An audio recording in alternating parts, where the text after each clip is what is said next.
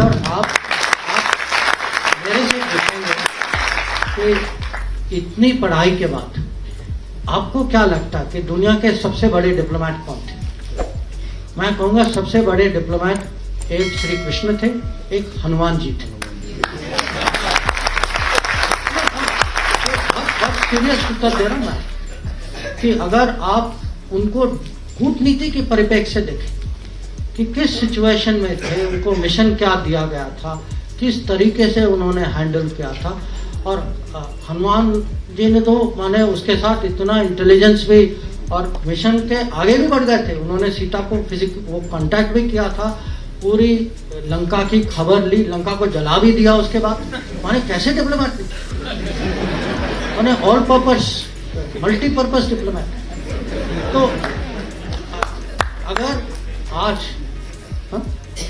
मैं आपको कहूँगा कि दुनिया के 10 स्ट्रेटेजिक कॉन्सेप्ट जो आज की चर्चा में, आज के डिस्कोर्स में 10 बड़े स्ट्रेटेजिक कॉन्सेप्ट जो इंटरनेशनल रिलेशन, मैं हर कॉन्सेप्ट का आपको एक महाभारत में इक्विवेलेंट दे सकता हूँ कि अगर आप कहें अरे आज मल्टीपोलर वर्ल्ड है, उस समय भी अगर कुरुक्षेत्र के मैदान में क्या हो रहा था, वो मल्टीपोलर भारत था जिसमें अलग अलग राज्य थे।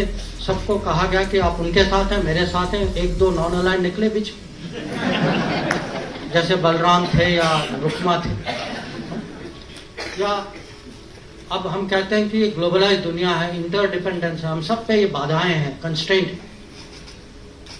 अर्जुन की दुविधा क्या थी? कंस्ट्रेंट ही थी कि वो इंटरडिपेंडेंट थे, इमोशनली इंटरडिपेंडेंट थे कि मैं अपने रिश्तेदारों के खिलाफ मैं कैसे लड़ाई करूं। पर वो भी फिजिकल मटेरियल इंटरडिपेंडेंस है, पर इमोशनल इंटरडिपेंडेंस। या हम कभी कभी हम कहते हैं अरे पाकिस्तान ने ये किया वो किया, चलो हम स्ट्रेटेजिक पेशेंस दिखाते हैं। स्ट्रेटेजिक पेशेंस का सबसे अच्छा उदाहरण जो है वो कृष्ण भगवान जिस तरीके से उन्होंने शिशुपाल को हैंडल किया कि 100 बार उन्होंने क्षमा किया, 100 बार, उसके बाद आपको पता उन्होंने क्या किया। राष्ट्र सुरक्षा के बारे में, और इसमें भी कभी कभी ऐसी चुनौतियां आती हैं जहां निर्णायक कदम की जरूरत होती। अब इसका सबसे, मैं कहूँगा सबसे ऑब्वियस एग्जाम्पल जो है ये आतंकवाद है कि हम सब जानते हैं किसी और देश ने आतंकवाद को ऐसा नहीं झेला जैसे भारत, क्योंकि किसी और का ऐसा पड़ोसी नहीं है जैसा हमारा है। पर कभी कभी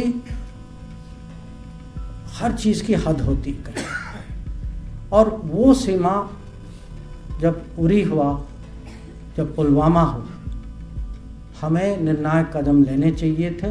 तो ये उरी और बालाकोट के जो मैसेज जो थे, ये भी एक किस्म से इंडिया वे का एक उदाहरण। और अभी जो उत्तरी सीमा में जो हमारे आर्मी की डिप्लॉयमेंट है, और आप ये याद रखें ये डिप्लॉयमेंट जो है कोविड के समय, लॉकडाउन के समय में हुई थी। तो वैसे भी ये डिप्लॉयमेंट कठिन थी। लॉकडाउन में हज़ारों सैनिकों को वहाँ ले जाना, जबकि वहाँ इंफ्रास्ट्रक्चर भी कमज़ोर था, क्योंकि पहले की सरकार ने सोचा कि हम इंफ्रास्ट्रक्चर नहीं बनाए तो वही हमारी सुरक्षा है। तो कमज़ोर इंफ्रास्ट्रक्चर में हज़ारों सैनिकों को वहाँ उस, और ये 10,000 15,000 फुट की मैंने चढ़ाई की बात कर रहा हूँ। तो